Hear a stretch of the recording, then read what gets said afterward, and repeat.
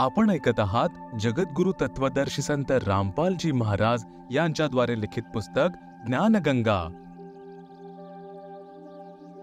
निरुनिमाला विणकराची उपाधी तसेच परमेश्वर प्राप्ती। बिचारे गौरीशंकर आणि सरस्वती विवश झाले। मुस्लिमांनी पुरुषाचे नाव निरू आणि स्त्रीचे नाव निमा असे ठेवले। पूर्वी ते जे पौरोहित्य करत होते त्यावर त्यांचा उदरनिर्वाह चालायचा। त्यातून जे धन शिल्लक राहील त्याचा ते कधी दुरुपयोग करत नव्हते। त्या शिल्लक राहिलेल्या धनातून धर्मभंडारा करत होते। पौरोहित्य सुद्धा बंद झाले। त्यांनी विचार केला, आता कोणते काम करायचे? त्यांनी एक वस्त्र विणायचा हातमा गांडला आणि विणकराचे काम करणे सुरू केले। कपडा विणून निर्वाह करू लागले। कपडे विणकामातून घरचा खर्च भागवल्यानंतर जे पैसे वाचायचे त्याचा भंडाऱ्यामध्ये उपयोग करत होते। हिंदू ब्राह्मणांनी निरुनिमा यांना गंगा नदीत घाटावर स्नान करायला बंदी घातली। ते म्हणायचे की आता तुम्ही मुसलमान झाले आहात। गंगा नदीचेच पाणी लाटांद्वारे उसळून काशीमधील एक लहरतारा नावाच्या खूप मोठ्या सरोवरात साठले होते। हे पाणी अतिशय स्वच्छ होते। त्यामध्ये कमळाची फुले उगवली होती।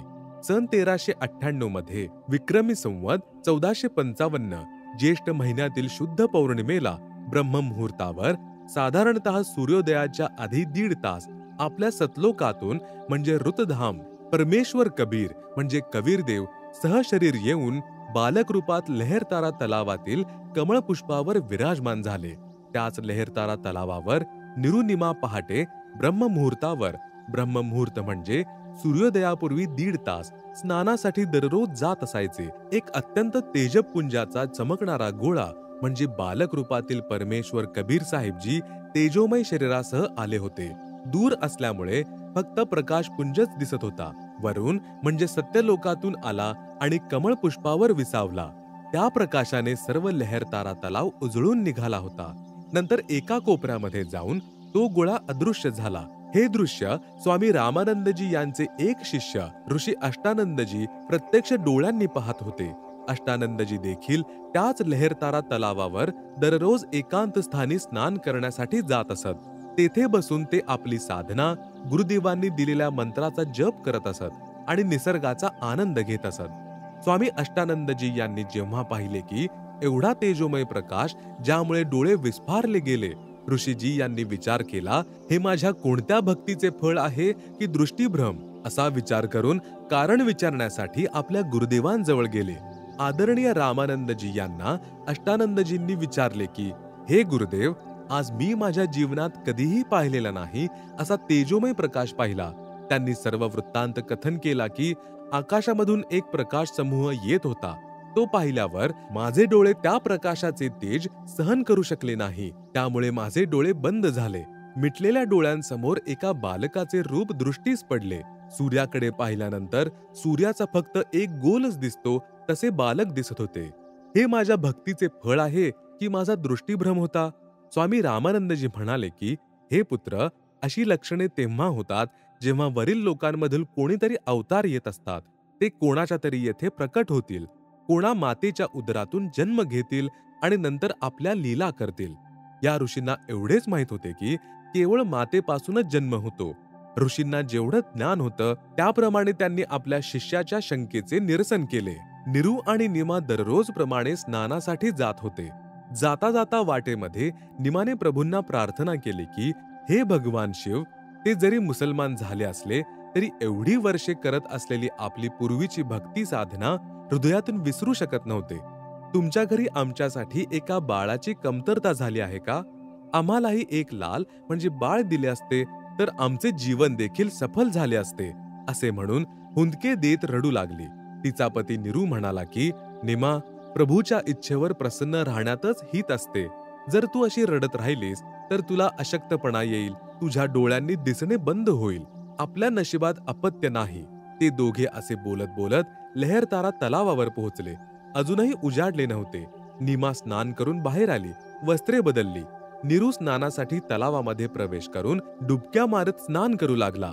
निमा स्नानासमयी नेसलेली आपली वस्त्रे धुण्यासाठी पुन्हा तलावाच्या किनारी गेली। तोपर्यंत अंधार संपून सूर्योदय होणारच होता।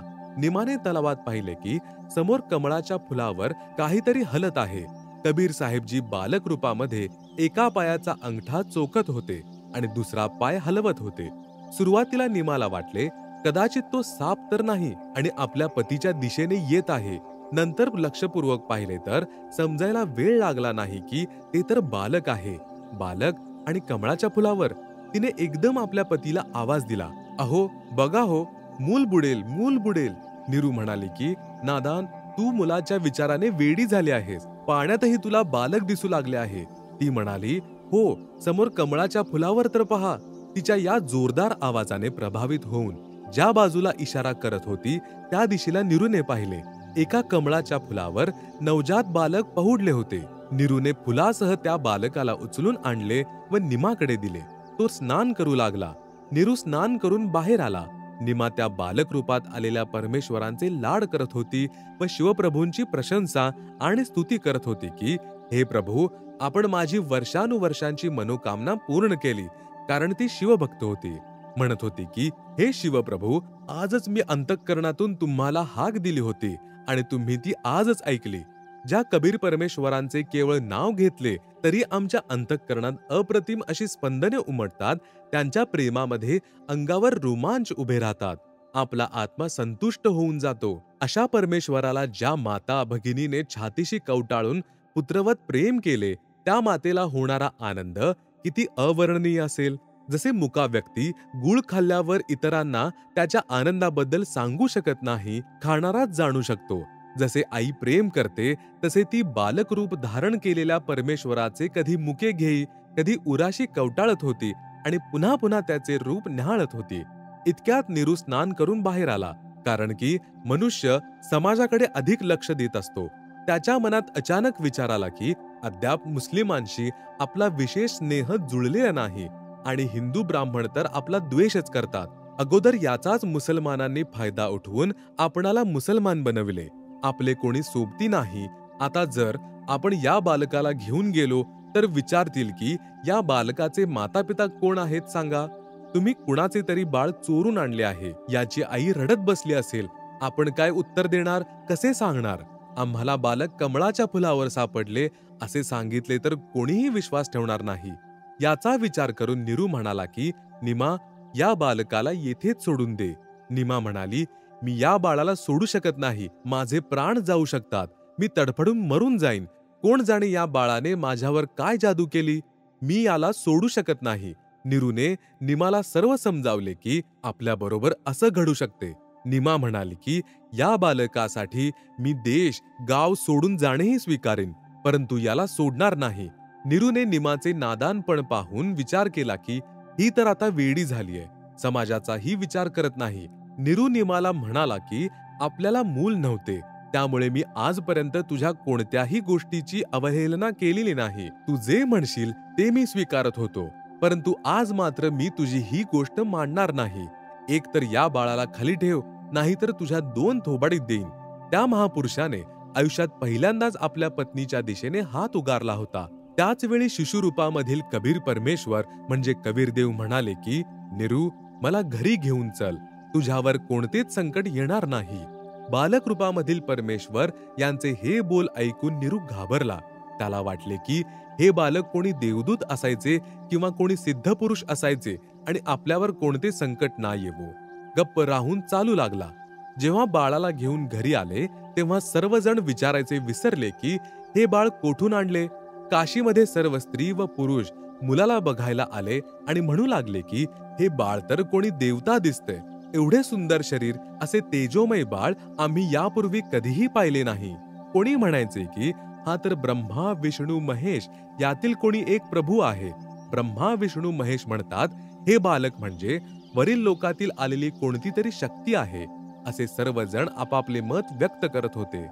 गरीब 84 बंधन काटन किनी कलब कबीर, भवन चतुर्दश लोक सब टूटे जम जंजीर.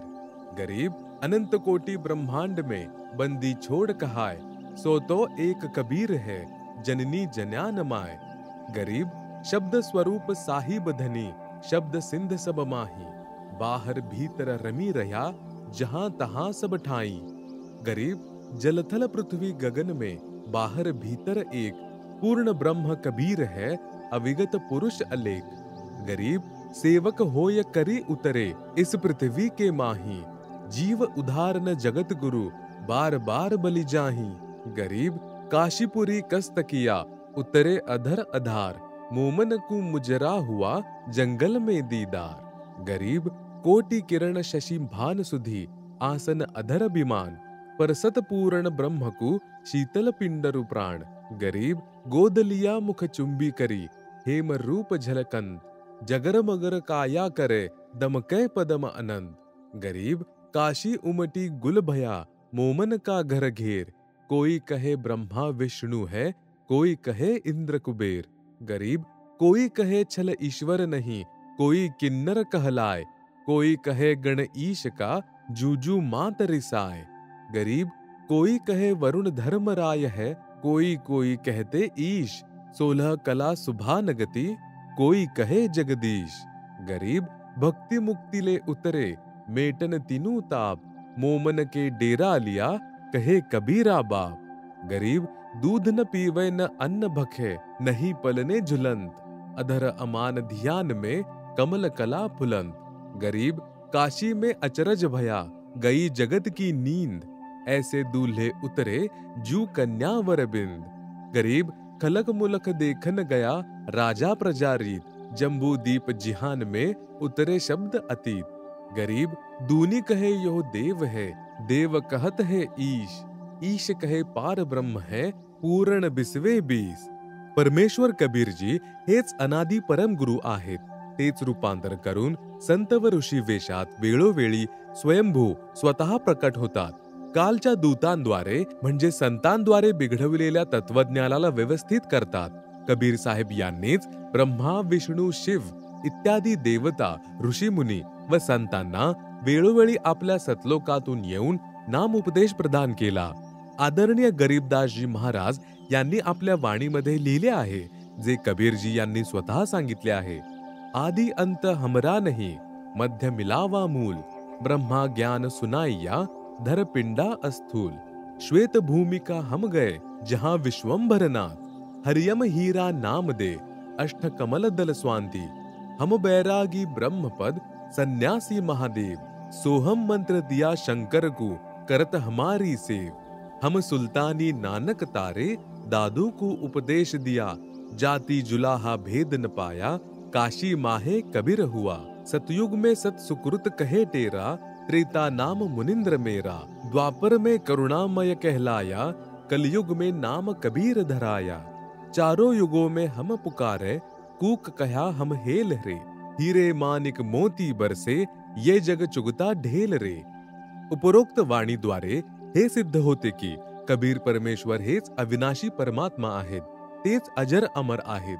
हेच परमात्मा चारही युगात स्वतः अतिथी रूपात काही काळासाठी या संसारात येऊन आपला सद्भक्ती मार्ग देतात.